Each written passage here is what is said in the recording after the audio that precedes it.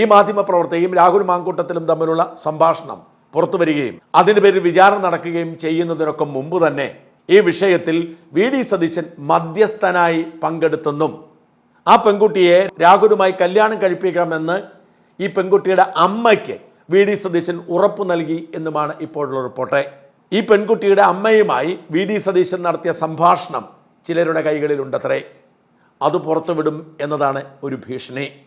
ഈ വിഷയത്തിൽ കടുത്ത നിലപാടിലേക്ക് പോയില്ലെങ്കിൽ ഇതൊക്കെ പതിയെ പതിയെ പുറത്തു വരുമെന്നും ദീർഘകാലത്തേക്ക് പാർട്ടിക്ക് ഡാമേജ് ഉണ്ടാക്കുമെന്നും സതീശൻ മധ്യസ്ഥ ചർച്ച നടത്തിയ ഓഡിയോ ക്ലിപ്പ് സതീശനെ ബാധിക്കും എന്നതുകൊണ്ടുമാണ് സതീശൻ കട്ടയ്ക്ക് രംഗത്തിറങ്ങിയിരിക്കുന്നത് എന്നാണ് മറുഭാഗം പറയുന്നത്. എന്നാൽ എത്ര മറച്ചു വയ്ക്കാൻ ശ്രമിച്ചാലും അത് പുറത്തു വരുമെന്ന് രമേശ് ചെന്നിത്തലയെ അനുകൂലിക്കുന്ന വിഭാഗം പറയുന്നു.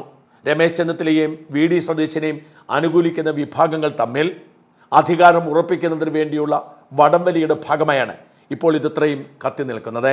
അതേസമയം നിരവധി നേതാക്കളുടെ ഇത്തരം ചുറ്റിക്കളികളുടെ വിശദാംശങ്ങൾ, ചാറ്റുകൾ, ഓഡിയോ ക്ലിപ്പുകളൊക്കെ രാഹുൽ മാങ്കൂട്ടത്തിലിൻ്റെ കയ്യിൽ ഉണ്ട് എന്നും റിപ്പോർട്ടുണ്ട്.